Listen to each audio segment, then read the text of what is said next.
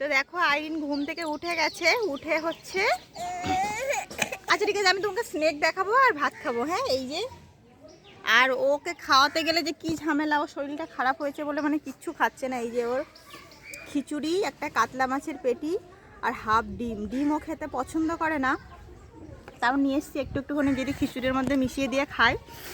আর এই কদিন জ্বর হয়ে থেকে ও কিচ্ছু খাচ্ছে না আর কি।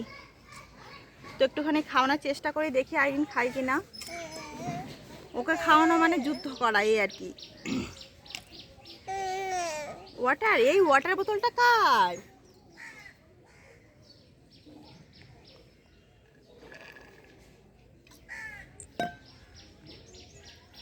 বাচ্চারা না খেলে যে মানে কতটা খারাপ লাগে। ওর হচ্ছে ঠান্ডা জ্বর এসছে, ওকে যে ওষুধ খাওয়াবো, ওর না খেলে ওষুধটা আমি কী করে খাওয়াবো? মানে খালি পেটে তো ওষুধ খাওয়ানো যায় না, ওটা তো উল্টো রিয়াকশান হবে।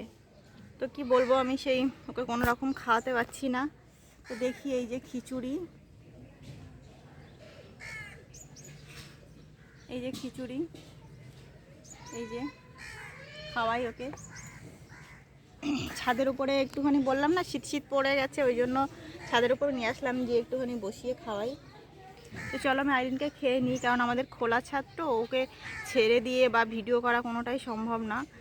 এই দেখো একদম পুরো খোলা ছাদ, ওই জন্য তো ওকে খাইয়ে দিই। দেখি একটুখানি শোবো, তার আগে ঘুম থেকে উঠে পড়েছে।